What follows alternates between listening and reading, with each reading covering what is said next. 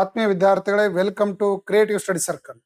ಇಂದು June first ವೀಕ್ಗೆ ಸಂಬಂಧಪಟ್ಟಿರ್ತಕ್ಕಂಥ important ಪ್ರಚಲಿತ ಘಟನೆಗಳನ್ನ ಚರ್ಚೆ ಮಾಡೋಣ.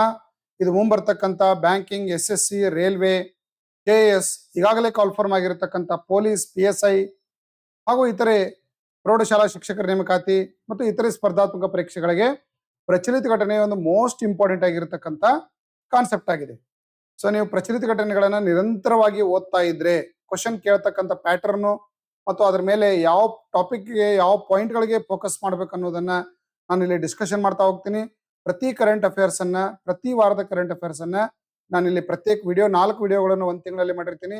ತಿಂಗಳ ಕೊನೆಗೆ ಒಂದು ಫುಲ್ ಮಂತ್ ಕರೆಂಟ್ ಅಫೇರ್ಸ್ ಅನ್ನ ನಾವಿಲ್ಲಿ ಮಾಡಿರ್ತೀವಿ. ಸೊ ಇದು ಮುಂಬರ್ತಕ್ಕಂಥ ಎಲ್ಲ ಎಕ್ಸಾಮ್ಗೆ ಯೂಸ್ ಆಗ್ತದೆ. ಇದರ ಎಲ್ಲ ಪ್ರೀವಿಯಸ್ ವೀಕ್ಲಿ ವಿಡಿಯೋಗಳು ನಮ್ಮ ಪ್ಲೇ ಲಿಸ್ಟ್ ಅಲ್ಲಿ ಇದಾವೆ, ನಮ್ಮ ಮೊಬೈಲ್ ಆಪ್ ಅಲ್ಲಿ ಇದೆ. ಸೊ ತಾವು ಅದನ್ನ ನೋಡಬಹುದು. ಈಗ ಮೊದಲೇದಾಗಿ ನೋಡೋಣ. ಫಸ್ಟ್ ಕ್ವಶನ್, IPL 2026 ಪ್ರಶಸ್ತಿಯನ್ನು ಯಾವ ತಂಡವು ಗೆದ್ದಿತು? ಫೈನಲ್ ನಲ್ಲಿ ಯಾರನ್ನ ಪಂದ್ಯ ಶ್ರೇಷ್ಠ ಎಂಬ ಪ್ರಶಸ್ತಿಗೆ ಹೆಸರಿಸಲಾಯಿತು? ನೋಡ್ರಿ, option 1 Gujarat Titan, Washington Sundar. Second one Royal Challengers, Virat Kohli. Mumbai Indians, Josh Hazlewood. Chennai Super Kings, Venkatesh Iyer. So correct answer ಏನಂತಂದ್ರೆ option B, Royal Challengers, Virat Kohli ಅವರಿಗೆ ಈ ಬಾರಿ IPL 2026 ಪ್ರಶಸ್ತಿಯನ್ನು ಗೆದ್ದುಕೊಂಡಿರ್ತಕ್ಕಂಥ ತಂಡ.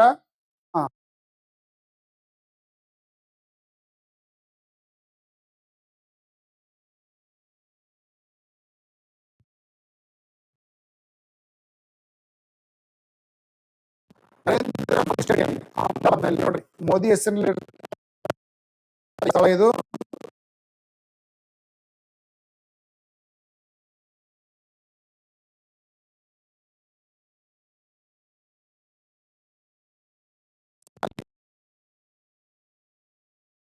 ವಿಕೆಟ್ಗಳಿಂದ ಸೋಲಿಸುವ ಮೂಲಕ ಈ ಬಾರಿ IPL ಪ್ರಶಸ್ತಿಯನ್ನ ಭಾರತ ಗೆದ್ದುಕೊಂಡಿತು. ರೈಟ್ರಿ, ಪಂದ್ಯ ಶ್ರೇಷ್ಠ ಪ್ರಶಸ್ತಿಗೆ ಭಾಜನರಾಗಿರ್ತಕ್ಕಂಥವ್ರು ವಿರಾಟ್ ಕೊಹ್ಲಿ. 42 ಬಾಲ್ಗಳಲ್ಲಿ 75 ರನ್ಗಳನ್ನು ಇವರು ಗಳಿಸುವುದರ ಮೂಲಕ ಈ ಒಂದು ಫೈನಲ್ ಪಂದ್ಯದಲ್ಲಿ ಭಾರತ ಗೆಲ್ಲುವಲ್ಲಿ RCB ಗೆಲ್ಲುವಲ್ಲಿ ಪ್ರಮುಖ ಪಾತ್ರವನ್ನ ವಹಿಸಿದರು. ವಿಶ್ವ ತಂಬಾಕು ರಹಿತ ದಿನವನ್ನು ಪ್ರತಿ ವರ್ಷ ಯಾವ ದಿನದಂದು ಆಚರಿಸಲಾಗುತ್ತದೆ? ನೋಡ್ರಿ, ಟೊಬ್ಯಾಕೋ, ನೋಡ್ರಿ, world no tobacco day observed every year on which date? So correct answer ಏನಂದ್ರೆ ಮೇ 31 ಪ್ರತಿ ವರ್ಷ ತಂಬಾಕು ರಹಿತ ದಿನವನ್ನಾಗಿ ಆಚರಣೆ ಮಾಡಲಾಗ್ತದೆ. ತಂಬಾಕಿನಲ್ಲಿ ಇರ್ತಕ್ಕಂಥ ಒಂದು ಇದು ಯಾವ್ದತ್ತಂದ್ರೆ ನಿಕೋಟಿನ್ ಅಂತಕ್ಕಂಥ ಅಂಶ ತಂಬಾಕಿನಲ್ಲಿ ಕಂಡು ಬರ್ತದೆ ಮತ್ತು ಇದರಿಂದ ವ್ಯಕ್ತಿಯ ಆರೋಗ್ಯಕ್ಕೆ ಬಹಳಷ್ಟು ಹಾನಿ ಆಗ್ತಾ ಇರೋದ್ರಿಂದ ತಂಬಾಕನ್ನ ಕ್ರಮೇಣವಾಗಿ ನಿಷೇಧಿಸಬೇಕು ಅಂತಕ್ಕಂಥ ವಿಚಾರದಿಂದ ವಿಶ್ವ ಆರೋಗ್ಯ ಸಂಸ್ಥೆಯ ಒಂದು ಘೋಷಣೆ ಮೂಲಕ ಪ್ರತಿ ವರ್ಷ ಮೇ 30 ತಂಬಾಕು ರಹಿತ ದಿನ ಅಂತ ಆಚರಣೆ ಮಾಡಲಾಗ್ತದೆ. ಈ ಬಾರಿ ಥೀಮ್ ಏನದಂತಂದ್ರೆ ಮನವಿಯನ್ನು ಅನಾವರಣಗೊಳಿಸುವುದು, ನಿಕೋಟಿನ್ ತಂಬಾಕು ವ್ಯಸನವನ್ನ ಎದುರಿಸುವುದು. ಮನವಿಯನ್ನು ಅನಾವರಣಗೊಳಿಸುವುದು ಮತ್ತು ನಿಕೋಟಿನ್ ತಂಬಾಕು ವ್ಯಸನವನ್ನ ಹೋಗಲಾಡಿಸೋದು, ಈ ಒಂದು ಕಾನ್ಸೆಪ್ಟ್ ಅನ್ನ ಈ ಬಾರಿ ಥೀಮ್ ಅಲ್ಲಿ ಹೊಂದಲಾಗಿದೆ ಅಂತ ಹೇಳ್ಬೋದು. ಜೂನ್ 2026 ನ್ಯಾಯಮೂರ್ತಿ ಇಂದು ಮಲ್ಹೋತ್ರಾ ಅವರು ಬಾರ್ನಿಂದ ನೇರವಾಗಿ, ಅಂದ್ರೆ ಬಾರ್ ಆಫ್ ಕೌನ್ಸಿಲ್ ಅಂತ ಇರ್ತದೆ ನ್ಯಾಯಾಂಗದಲ್ಲಿ, ಬಾರ್ನಿಂದ ನೇರವಾಗಿ ಸರ್ವೋಚ್ಚ ನ್ಯಾಯಾಲಯಕ್ಕೆ ಬಡ್ತಿ ಪಡೆದ ಭಾರತದ 2ನೇ ಮಹಿಳೆ ಅಂತ ಗುರುತಿಸಲ್ಪಟ್ಟಿದ್ದಾರೆ. ಸೊ 2ನೇ ಮಹಿಳೆ ಯಾರು? ವಿ ಮೋಹನ, ಹಿಮಾ ಕೊಹ್ಲಿ, BV ನಾಗರತ್ನಮ್ಮ, ಬೇಲಾ ಎಂ ತ್ರಿವೇದಿ. ಇವ್ರಕ್ಕಿಂತ ಮೊದಲು ಬಾರ್ನಿಂದ ನೇರವಾಗಿ ಸರ್ವೋಚ್ಚ ನ್ಯಾಯಮೂರ್ತಿ ಆಗಿರ್ತಕ್ಕಂಥವ್ರು ಇಂದು ಮಲ್ಹೋತ್ರಾ. ಬಟ್ ಈಗ 2ನೇವ್ರು ಯಾರು ಅಂತಂದ್ರೆ ವಿ ಮೋಹನ ಅವರು.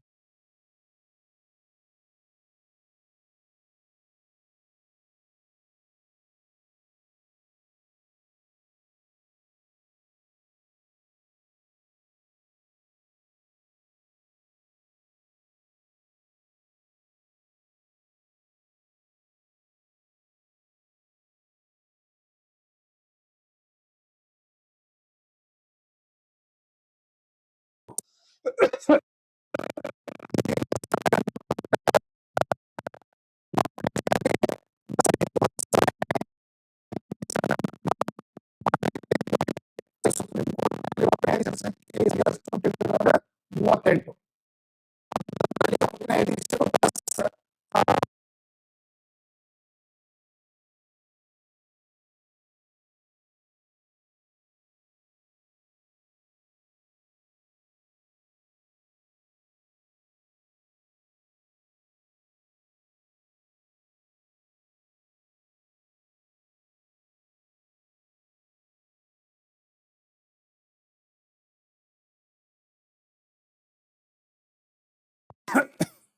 ಜೂನ್ 2026ರಲ್ಲಿ Central Board of Secondary Education ನ ಹೊಸ ಅಧ್ಯಕ್ಷರಾಗಿ ಇತ್ತೀಚೆಗೆ ನೇಮಕ ಆಗಿರ್ತಕ್ಕಂಥವ್ರು ಯಾರು ನೋಡ್ರಿ. CBSE ಇತ್ತೀಚೆಗೆ ಬಹಳಷ್ಟು ಸುದ್ದಿಯಲ್ಲಿ ಇರ್ತಕ್ಕಂಥ ಒಂದು ಕೇಂದ್ರ ಒಂದು ಪಠ್ಯಕ್ರಮವನ್ನು ಅನುಸರಿಸತಕ್ಕಂಥ ಒಂದು ಸಂಸ್ಥೆ, ಇದು ಆಟೋನಮಸ್ ಸಂಸ್ಥೆ. ಇಲ್ಲಿ ಹೊಸ ಅಧ್ಯಕ್ಷರನ್ನಾಗಿ ಯಾರನ್ನ ನೇಮಕ ಮಾಡಲಾಗಿದೆ ಅಂತಂದ್ರೆ ಲೋಖಂಡೆ ಪ್ರಶಾಂತ್ ಸೀತಾರಾಮ್ ಅವರನ್ನ CBSE ಹೊಸ ಅಧ್ಯಕ್ಷರನ್ನಾಗಿ ಇವರನ್ನ ನೇಮಕ ಮಾಡಲಾಗಿದೆ. ಇದಕ್ಕಿಂತ ಮೊದ್ಲು ಯಾರಿದ್ರು ಅಂತಂದ್ರೆ ನಿಧಿ ಚೆಬ್ಬೇರ್ ಅವರಿದ್ರು. ಇದಕ್ಕಿಂತ ಮೊದ್ಲು ಯಾರಿದ್ರು? ನಿಧಿ ಚೆಬ್ಬೇರ್ ಇದ್ರು. ಅವರ ಅಧಿಕಾರಾವಧಿಯನ್ನು ಪೂರ್ಣಗೊಳಿಸಿದ್ದಕ್ಕಾಗಿ ಈಗ ಲೋಖಂಡೆ ಪ್ರಶಾಂತ್ ಸೀತಾರಾಮ್ ಅವರನ್ನ ಕೇಂದ್ರ ಪ್ರೌಢ ಶಿಕ್ಷಣ ಪರೀಕ್ಷಾ ಮಂಡಳಿಯ ಹೊಸ ಅಧ್ಯಕ್ಷರನ್ನಾಗಿ ನೇಮಕ ಮಾಡಲಾಗಿದೆ. ಇಲ್ಲಿ ದೇಶಾದ್ಯಂತ ಇರತಕ್ಕಂತ ಪಠ್ಯಕ್ರಮ ಈ CBSE ನಿಯಂತ್ರಣದಲ್ಲೇನೆ ನಡೀತಾ ಇದೆ ಅಂತ ಹೇಳ್ಬಹುದು. ಜೂನ್ 2026ರಲ್ಲಿ ವಿಶ್ವ ಬ್ಯಾಂಕ್ ನಲ್ಲಿ ಭಾರತದ ಕಾರ್ಯನಿರ್ವಾಹಕ ನಿರ್ದೇಶಕರಾಗಿ ಯಾರನ್ನ ನೇಮಕ ಮಾಡಲಾಗಿದೆ? ಪರಮೇಶ್ವರ್ ಅಯ್ಯರ್, ನೀಲಕಂಠ ಮಿಶ್ರಾ, ನೀತಿ ಆಯೋಗದ CEO VDR Shaktikanta Das. So 2026ರಲ್ಲಿ ವಿಶ್ವ ಬ್ಯಾಂಕ್ ನಲ್ಲಿ ಭಾರತದ ಕಾರ್ಯನಿರ್ವಾಹಕ ನಿರ್ದೇಶಕರಾಗಿ ಹೊಸದಾಗಿ ನೇಮಕ ಆಗಿರ್ತಕ್ಕಂಥ ಯಾರಂದ್ರೆ ಪರಮೇಶ್ವರ್ ಅಯ್ಯರ್ ಅವರನ್ನ ನೀಲಕಂಠ ಮಿಶ್ರಾ ಅವರನ್ನ ವಿಶ್ವ ಬ್ಯಾಂಕ್ ನಲ್ಲಿ ಭಾರತದ ಕಾರ್ಯನಿರ್ವಾಹಕ ನಿರ್ದೇಶಕರಾಗಿ ಡೈರೆಕ್ಟರ್ ಆಫ್ ಸೆಕ್ರೆಟರಿ ಆಗಿ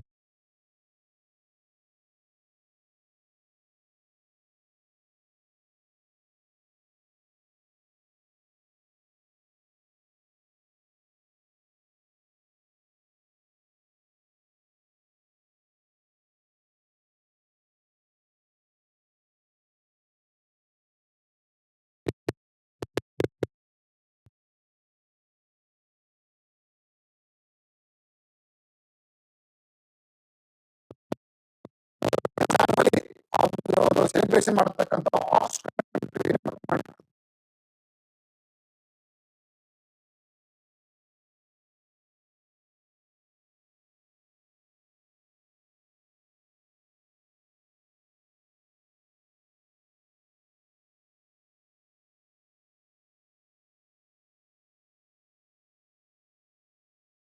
camp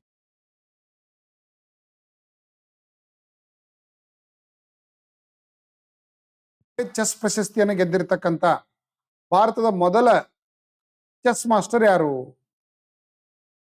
D Gukesh, Viswanath Anand, Arjun Erigaisi, R Praggnanandhaa. So correct answer ಏನಂತಂದ್ರೆ ಆರ್ ಪ್ರಜ್ಞಾನಂದ್ ಅವರು ಇತ್ತೀಚೆಗೆ ಗ್ರ್ಯಾಂಡ್ ಮಾಸ್ಟರ್ ಆಗಿರ್ತಕ್ಕಂಥ ಆರ್ ಪ್ರಜ್ಞಾನಂದ್ ಅವರು ನಾರ್ವೆಯ ಓಸ್ಲೋದಲ್ಲಿ ನಡೆದಿತ್ತು ಇಂಟರ್ನ್ಯಾಷನಲ್ ಚಾಂಪಿಯನ್ಶಿಪ್ ಎಲ್ಲಿ ನಡೆದಿತ್ರಿ?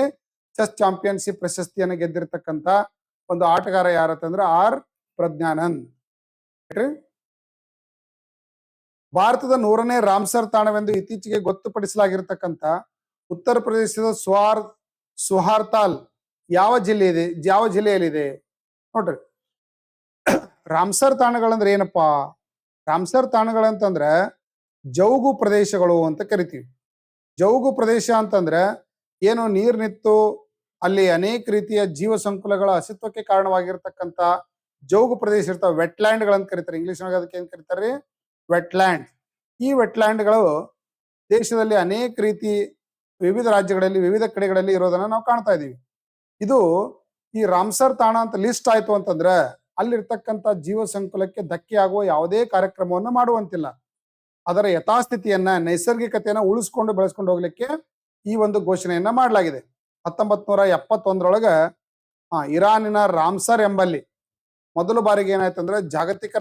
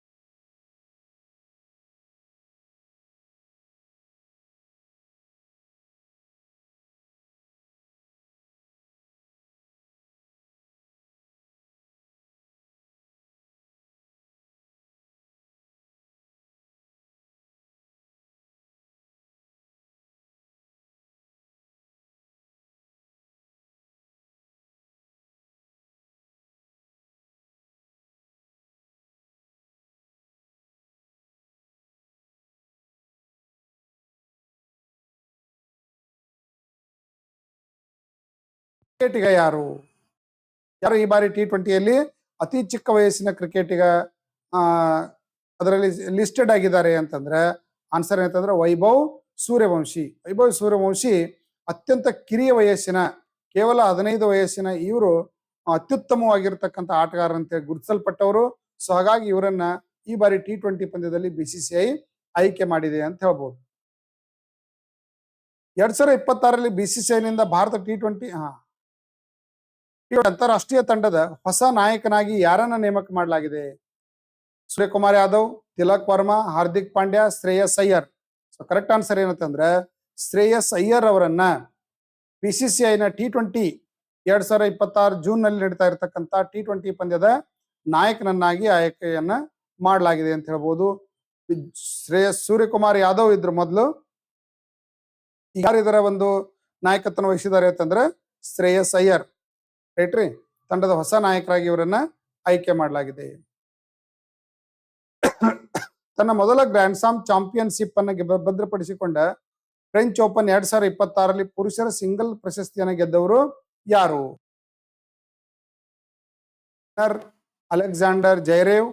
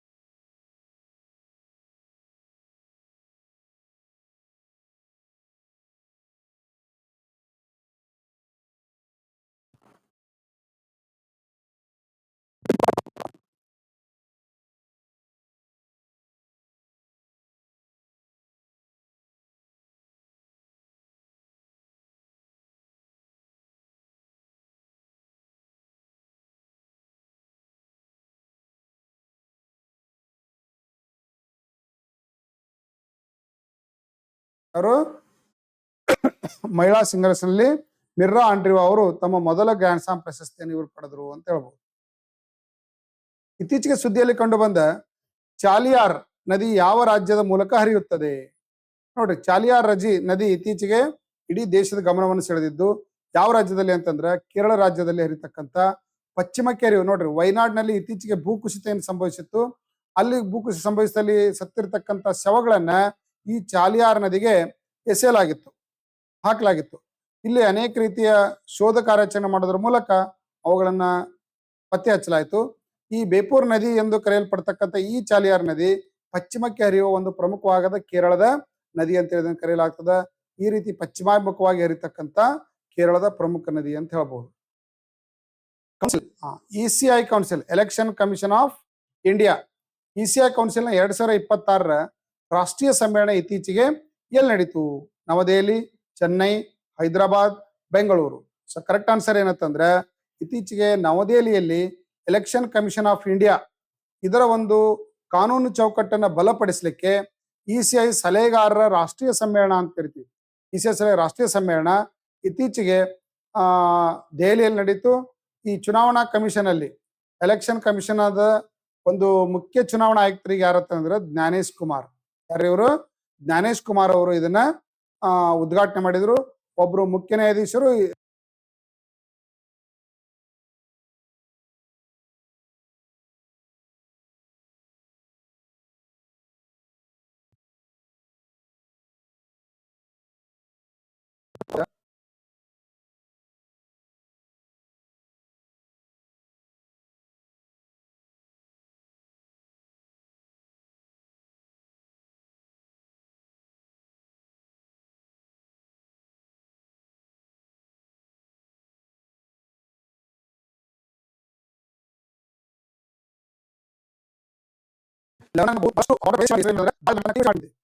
ಹೀಗಾಗಿ ಅತ್ಯಂತ ಆಯಕಟ್ಟಿನ ಸ್ಥಳವಾಗಿರ್ತಕ್ಕಂಥ ಈ ವ್ಯೂ ಪೋರ್ಟ್ ಕೋಟೆ ಅತ್ಯಂತ ಪ್ರಾಚೀನವಾಗಿರ್ತಕ್ಕಂಥ ಐತಿಹಾಸಿಕ ಕೋಟೆ ಇದು. ಈ ಕೋಟೆಯನ್ನು ಇಸ್ರೇಲ್ ಸೇನೆ ಇತ್ತೀಚೆಗೆ ವಶಪಡಿಸಿಕೊಂಡಿದ್ದು ಬ್ಲೂ ಪೋರ್ಟ್ ಕ್ಯಾಸಲ್ ಕಲಾತ್ ಅಲ್ ಶಕೀಬ್ ಅಥವಾ castle of the high rock ಅಂತ ಹೇಳಿ ಇದನ್ನ ಕರೆಯಲಾಗ್ತದೆ. ಇದು ಲೆಬನಾನಿನ ನಬಾಟಿ ಪ್ರದೇಶದಲ್ಲಿ ಕಂಡು ಬರ್ತಕ್ಕಂಥ ಮಧ್ಯಕಾಲ ನಿರ್ಮಾಣವಾಗಿರ್ತಕ್ಕಂಥ ಕೋಟೆಯಾಗಿದ್ದು ಇದನ್ನ ಇತ್ತೀಚೆಗೆ ಇಸ್ರೇಲ್ ಪಡೆಗಳು ಏನ್ ಮಾಡ್ಯಾವ ಅಂತಂದ್ರೆ ಕಾರ್ಯಾಚರಣೆ ಮಾಡಿ ಅದನ್ನು ವಶಪಡಿಸಿಕೊಂಡಿದ್ದಾವೆ ಅಂತ ಹೇಳ್ಬೋದು. ಮೆಸಲಿನಾ ಬಿಸ್ನೋಯಿ ಎಂಬ ಹೊಸ ಜಾತಿಯ ಹಲ್ಲಿಯನ್ನು ಇತ್ತೀಚೆಗೆ ಯಾವ ರಾಜ್ಯದಲ್ಲಿ ಕಂಡುಹಿಡಿಯಲಾಯಿತು? ನಮ್ಗೆ ಗೊತ್ತಾಗ್ತದ ಬಿಸ್ನೋಯಿ ಜನಾಂಗದವರು ಅಂತ ಹೇಳಿ ಬುಡಕಟ್ಟು ಜನಾಂಗ ಅದು. ಯಾವುದು? ಲಾರೆನ್ಸ್ ಬಿಸ್ನೋಯಿ ಅಂತ ಗ್ಯಾಂಗ್ಸ್ಟರ್ ಅದನೊಬ್ಬ. ಈ ಬುಡಕಟ್ಟು ಜನಾಂಗ ಆ ಯಾವ ರಾಜ್ಯದಲ್ಲಿ ಕಂಡು ಬರ್ತದೆ ಅದನ್ನು ಹಿಂಟ್ಸ್ ನೋಡಿ ಇದನ್ನ ಹೇಳ್ಬಹುದು. ಮೆಸಲಿನಾ ಬಿಸ್ನೋಯಿ ಅಂತಕ್ಕಂಥ ಒಂದು ಜಾತಿಯ ಹಲ್ಲಿಯನ್ನ ಇತ್ತೀಚೆಗೆ ಆ ರಾಜ್ಯದಲ್ಲಿ ಪತ್ತೆ ಹಚ್ಚಲಾಗಿದೆ. ಅದು ಯಾವ ರಾಜ್ಯ ಅಂತ ಕೇಳಿದ್ರೆ ರಾಜಸ್ಥಾನ್. ರಾಜಸ್ಥಾನದಲ್ಲಿ ನೋಡ್ರಿ ಬಿಕನೇರ್ ಜಿಲ್ಲೆಯಲ್ಲಿ, ಯಾವ ಜಿಲ್ಲೆಯಲ್ಲಿ? ಬಿಕನೇರ್ ಜಿಲ್ಲೆಯಲ್ಲಿ ಇದು ಪೂರ್ತಿ ಮರಳುಗಾಡಿಯಿಂದ ಕೂಡಿರ್ತಕ್ಕಂಥ ಒಣ ಪ್ರದೇಶ ಕೂಡಿರ್ತಕ್ಕಂಥ ಪ್ರದೇಶ. ಇಲ್ಲಿ ಈ ಒಂದು ಜಾತಿಯ ಹಲ್ಲಿಯನ್ನ ಗುರುತಿಸಲಾಗಿದ್ದು ಈ ಒಂದು ಹಲ್ಲಿ ನೋಡ್ರಿ ಹೆಸರಿಟ್ರ ಅಂತಂದ್ರೆ ಮೆಸಲಿನಾ ಬಿಸ್ನೋಯಿ ಅಂತ ಕರೀತಾರೆ. ಬಿಸ್ನೋಯಿ ಅಂತ ಯಾಕೆ ಕರೀತಾರೆ ಅಂದ್ರೆ ಈ ಬಿಕನೇರ್ ಪ್ರದೇಶದಲ್ಲಿ ಕಂಡು ಬರ್ತಕ್ಕಂಥ ಮರುಭೂಮಿ ಏನಿದೆ ಅಲ್ಲಿ ಕಂಡು ಬರ್ತಕ್ಕಂಥ ಬುಡಕಟ್ಟು ಜನಾಂಗ ಯಾವ್ದಂದ್ರೆ ಬಿಸ್ನೋಯಿ ಜನಾಂಗ. ಆ ಹೆಸರಿನಿಂದ ಇದನ್ನ ಗುರುತಿಸಲಾಗಿದೆ ಅಂತ ಹೇಳ್ಬಹುದು. ಕಾಜನರ್ ಬಳಿ ಕಲ್ಲಿನ ಮಣ್ಣು ಮತ್ತು ವಿರಳ ಮರುಭೂಮಿ ಸಸ್ಯವರ್ಗವನ್ನು ಹೊಂದಿರತಕ್ಕಂಥ ಶುಷ್ಕವಾಗಿರ್ತಕ್ಕಂಥ ಒಣ ಪ್ರದೇಶದಲ್ಲಿ ಈ ಒಂದು ಜಾತಿಯ ಒಂದು ಹಲ್ಲಿ ಪತ್ತೆಯಾಗಿದೆ ಅಂತ ಹೇಳ್ಬಹುದು. ಇತ್ತೀಚೆಗೆ ಸುದ್ದಿಯಲ್ಲಿ ಕಂಡು ಬಂದ ಕ್ಷಿಪ್ರಾ ನದಿ ಯಾವ ನದಿಯ ಉಪನದಿಯಾಗಿದೆ? ನೋಡ್ರಿ ಕ್ಷಿಪ್ರಾ ನದಿ ಎಲ್ಲಿ ಕಂಡು ಬರ್ತದೆ ಅಂದ್ರೆ ಮಧ್ಯಪ್ರದೇಶದಲ್ಲಿ ಕಂಡು ಬರ್ತದೆ. ಇದು ಯಾವ ನದಿಯ ಉಪನದಿ ಅಂತ ಹೇಳ್ಬೋದು? ಚಂಬಲ್ ನದಿಯ ಉಪನದಿ. ಚಂಬಲ್ ನದಿ ಮಧ್ಯಪ್ರದೇಶದಲ್ಲಿ ಇರತಕ್ಕಂಥ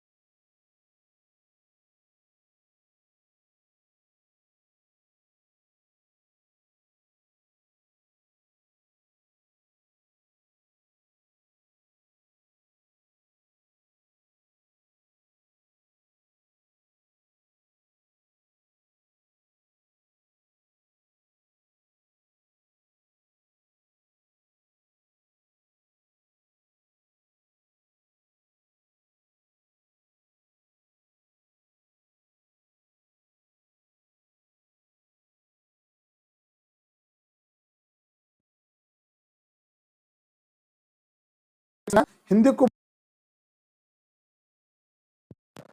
ಮಾರುಕಟ್ಟೆಯಾಗಿದೆ. ಈ ಸಾಧನೆಯು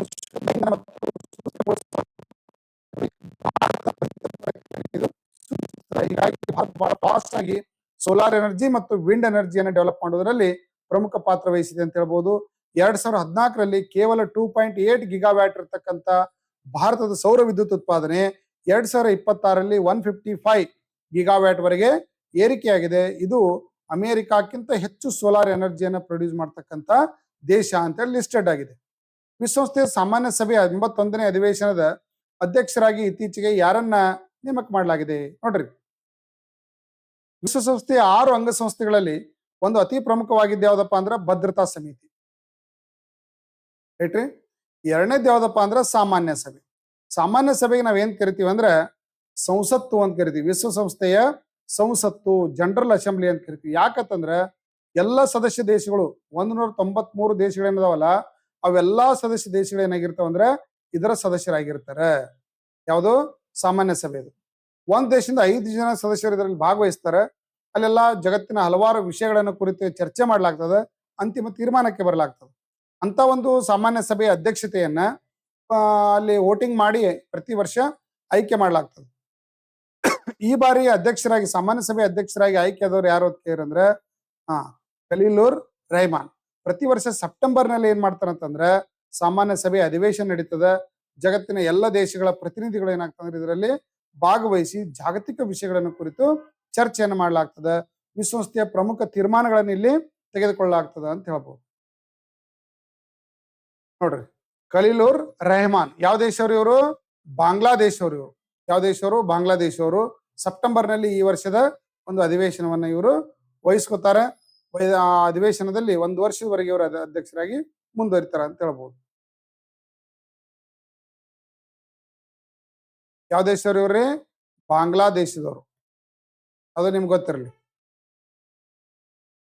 ಇತ್ತೀಚೆಗೆ ಸುದ್ದಿಯಲ್ಲಿ ಕಂಡು ಬಂದ ಕೊಟ್ರಲೇರಿಯಾ ಪೊಲೇಯಿ ಎಂದರೆ ಏನು? ಅದೊಂದು ಹೂ ಬಿಡುವ ಸಸ್ಯ, ಅದೊಂದು ವಿಧದ ಶಿಲೀಂಧ್ರ, ಸಾಂಪ್ರದಾಯಿಕ ನೀರಾವರಿ ತಂತ್ರ, ಎಕ್ಸೋ ಪ್ಲಾನೆಟ್.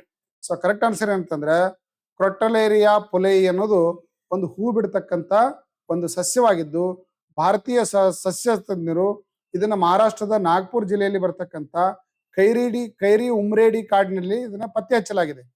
ಇದನ್ನ ಕೊಟ್ರಲೇರಿಯಾ ಪುಲೆ ಅಂತ ಹೆಸರಿಡಲಾಗಿದೆ. ಯಾಕೆ ಈ ಹೆಸರಿನಿಂದ ಕರೆಯಲಾಗಿದೆ ಅಂದ್ರೆ ಭಾರತದ ಮೊದಲ ಮಹಿಳಾ ಶಿಕ್ಷಕಿಯಾಗಿರ್ತಕ್ಕಂಥ ಸಾವಿತ್ರಿಬಾಯಿ ಪುಲೆಯವರ ಗೌರವಾರ್ಥವಾಗಿ ಈ ಒಂದು ಸಸ್ಯಕ್ಕೆ ಏನ್ ಮಾಡಿದ್ದಾರೆ ಅಂತಂದ್ರೆ ಹೆಸರನ್ನ ಇಡಲಾಗಿದೆ. ಯಾವುದು? ಕ್ರೊಟಲೇರಿಯಾ ಪುಲೆ ಅಂತ ಇದನ್ನ ಹೆಸರಿಸಲಾಗಿದೆ. ಇದೊಂದು ಪ್ಯಾಬೇಸಿ ಅಂದ್ರೆ ದ್ವಿದಳ ಧಾನ್ಯಕ್ಕೆ ಸೇರಿರ್ತಕ್ಕಂಥ ಒಂದು ಸಸ್ಯ ವರ್ಗ ಅಂತ ಹೇಳ್ಬೋದು. ಇತ್ತೀಚೆಗೆ ಸುದ್ದಿಯಲ್ಲಿ ಕಂಡು ಬಂದ ವಿರೂಪಾಕ್ಷ ದೇವಾಲಯ ಯಾವ ರಾಜ್ಯದಲ್ಲಿದೆ? ಕರೆಕ್ಟ್ ಆನ್ಸರ್ ಏನಂತಂದ್ರೆ ಕರ್ನಾಟಕದಲ್ಲಿ ಅಂತ ಹೇಳ್ಬೋದು. ಇದು ಕರ್ನಾಟಕದ ವಿಜಯನಗರ ಸಾಮ್ರಾಜ್ಯದಲ್ಲಿ ಆಳ್ವಿಕೆ ಮಾಡಿರ್ತಕ್ಕಂಥ ಅವರ ಆರಾಧ್ಯ ದೈವ ವಿರೂಪಾಕ್ಷ ದೈವ ಹಂಪಿ ವಿರೂಪಾಕ್ಷ ಒಂದು ದೇವಸ್ಥಾನ ಭಾರತೀಯ ಪುರಾತತ್ವ ಸರ್ವೇಕ್ಷಣಾ ಇಲಾಖೆಯಲ್ಲಿ ಇತ್ತೀಚೆಗೆ ಗೋಪುರದ ಒಳಗೆ ಕೆಲವೊಂದಿಷ್ಟು ಗೋಡೆಗಳ ನಿರ್ಮಾಣ ಮಾಡಲಾಗಿದ್ದು ಅವುಗಳನ್ನ ತೆರವುಗೊಳಿಸಲಾಗಿದೆ. ಪಂಪಾಪತಿ ದೇವಾಲಯ ಎಂದು ಕರೆಯಲ್ಪಡ್ತಕ್ಕಂಥ ಈ ವಿರೂಪಾಕ್ಷ ದೇವಾಲಯ ಶಿವನಿಗೆ ಸಮರ್ಪಿತವಾಗಿದ್ದು ತುಂಗಭದ್ರಾ ನದಿಯಲ್ಲಿ ಕಂಡು ಬರ್ತಕ್ಕಂಥ ದೇವಾಲಯ ಅಂತ ಹೇಳ್ಬೋದು. ಆಮೇಲೆ ವಿಜಯನಗರ ಸಾಮ್ರಾಜ್ಯ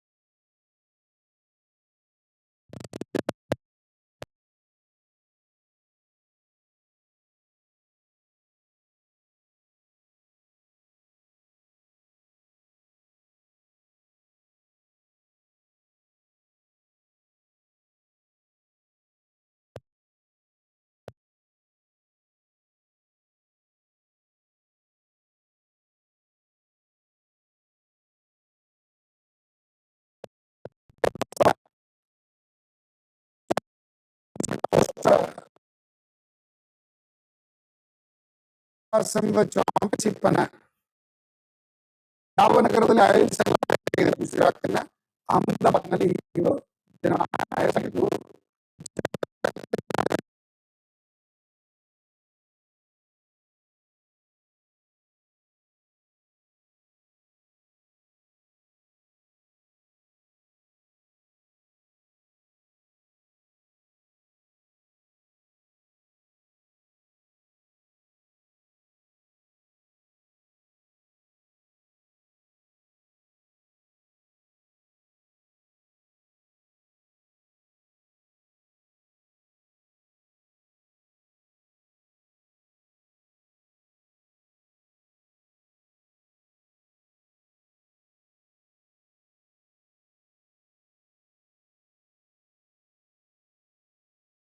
ಕೆರೆಗೆ ಒಂದು ರಾಮ್ಸರ್ ತಾಣ ಅಂತ ಘೋಷಣೆ ಮಾಡಲಾಗಿದೆ. ಅಂದ್ರೆ ಸುಹ್ರಾ ತಾಲ್ ಅಂತೇಳಿ, ತಾಲ್ ಅಂದ್ರೆ ಏನು?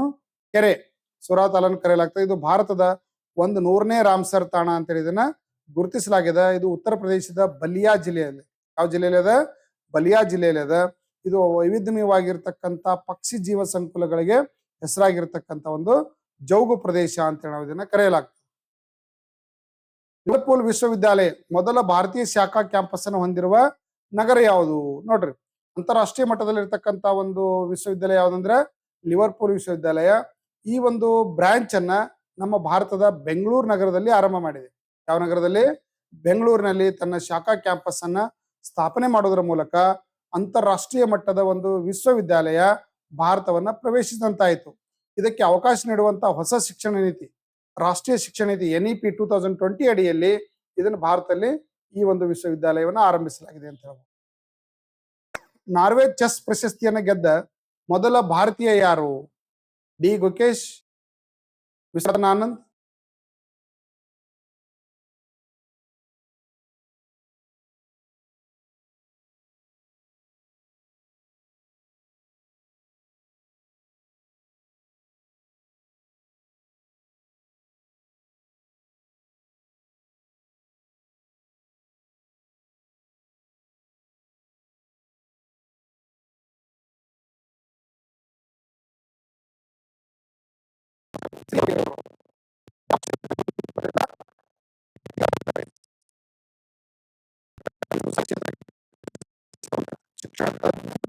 ಯಶಸ್ವಿ ಅವರು 56ನೇ ವಯಸ್ಸಿನಲ್ಲಿ ಪಯ್ಯನೂರು ಕಾಲೇಜಿನ ಇಂಗ್ಲಿಷ್ ವಿಭಾಗ ಮಾಜಿ ಮುಖ್ಯಸ್ಥರಾಗಿ ಕಾರ್ಯವನ್ನು ನಿರ್ವಹಿಸಿದರು